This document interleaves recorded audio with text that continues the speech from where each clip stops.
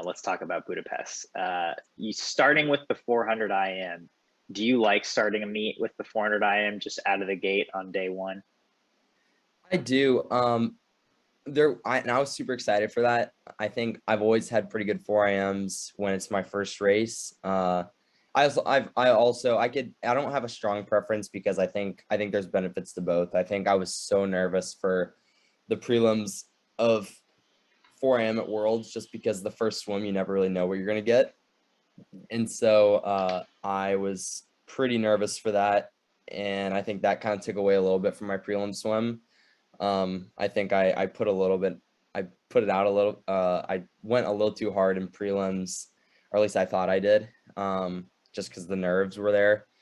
So I think if it wasn't the first event, I would have been more controlled in the morning. But I think it set me up really well for the rest of the races. I wasn't expecting really to medal in the 2IM, so I didn't really know what my potential was in that race. I kind of just was going into it with like, all right, focus is the 4IM. We'll see what happens in the 2IM.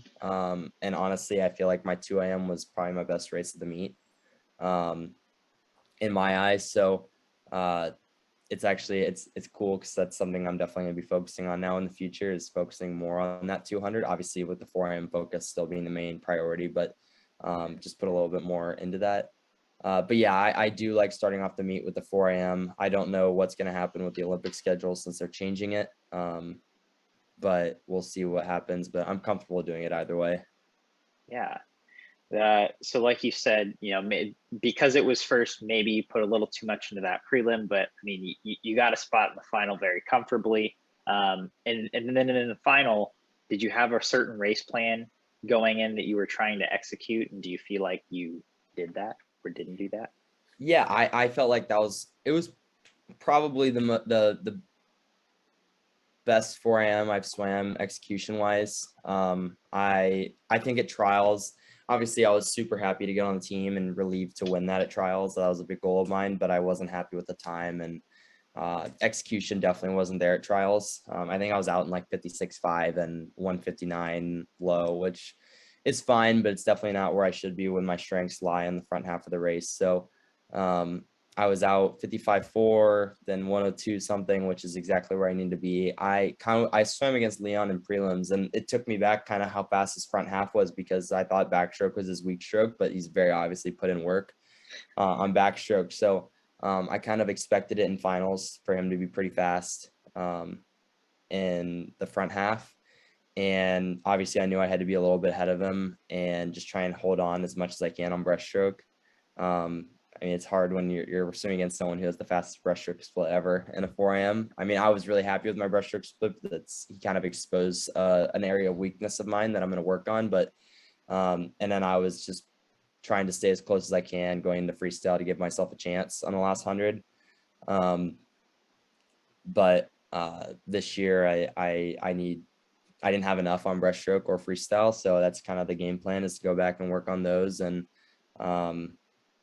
just kind of work on all 4 of my strokes and make it so I'm able to hold on to that lead going to the last 200. Did seeing Léon have the back half that he did, I don't know how, it sounds like you kind of had an eye on him the whole race, at least in part. I mean, did that affect you mentally at all? Did it make it harder to stick to your race plan, or did it make it easier because you're just like, okay, now I have to chase him? I was talking to Drew about this. I think that normally in the past it has, like when I saw Jay catching me at trials last year, that's when mentally I totally shut down. I was like, oh, he's catching me, I'm done. And that's been something that I've worked on to change this year, and I think that's something that has really helped me. Like when I was down against Chase in the 4am at nationals, I was positive self-talk as opposed to negative self-talk, and there was a thought going into freestyle where at Worlds I was like, either I'm not swimming that well and this field is pretty slow and Léon is going to win with a 408, or Léon is going to break the world record and I'm going really fast. And obviously I kind of expected it to be the first one because I didn't expect anyone to be a 403 or 44.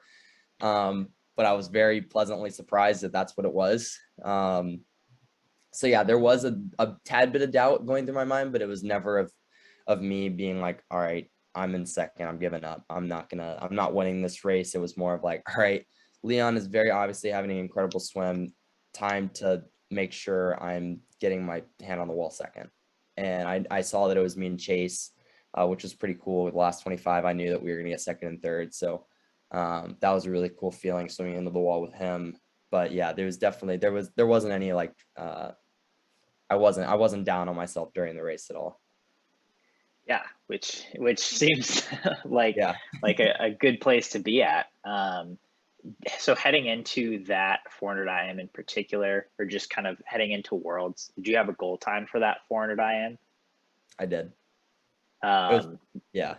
Let's go ahead. Sorry. It was 4:06 too. It was around what I wanted.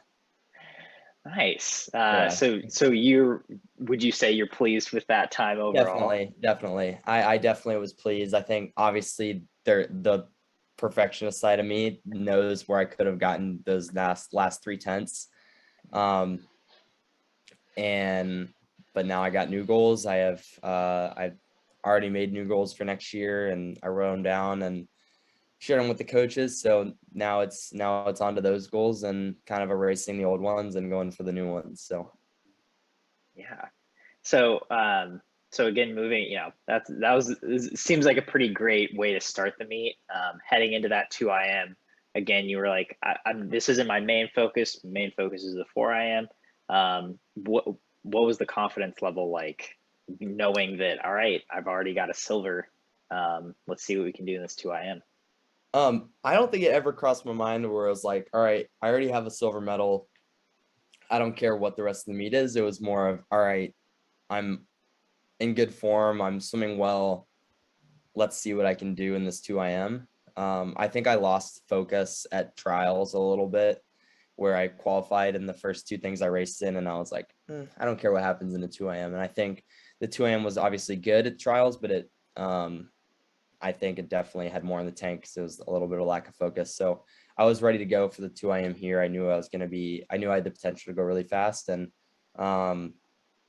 I kind of caught myself by surprise in semifinals when I was out in 53 mid. That was a lot faster than I'd ever been out. And I kind of just decided that's what I need to do from now on. It's if I'm good at my best 2 strokes are flying back, I need to like take advantage of that. And I told Ed, I was like, I need to start training it that way if I want my breaststroke to improve. Because if I'm always being like kind of conservative on the front half in practice so I can have a good breaststroke split, it's not gonna carry over into the race if I'm being super aggressive. So it's just kind of learning new things I need to work on in practice in terms of just taking it out really fast. But yeah, I was super happy with the 200 IM.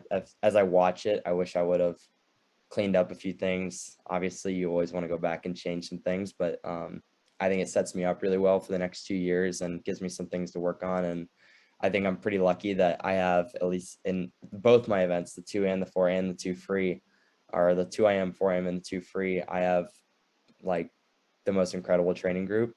The 2 free obviously speaks for itself. We had 4 guys in the final at trials, but then the 4 IM, I have David Johnston and Jake and Charlie Swanson. And the 2 IM, I have Shane Casas and Jake and Will. And so I feel like I'm set up pretty well for the next 2 years. Yeah, no kidding. It's a pretty stout training group down the road in Austin. I am curious. We had a couple people on our live stream. Jake joined our live stream, by the way. It was great having him on. I think it was the day of your semi-final in the 2 IM. But we had a couple people who were like, well, after Leon's 404, we got the world record watch in the 2 IM. And I'm like, what? Like, are you kidding me? Did you think that Leon had the potential to break that 200 IM world record in the final? I wasn't really thinking about it too much. I was more thinking about however fast he was going to go, I was going to try and match it. I mean, 154 is a pretty crazy time. but still was 4.3, obviously. And I don't train with Leon, so I don't know what his focus was for the meet. So I honestly hadn't really thought about it.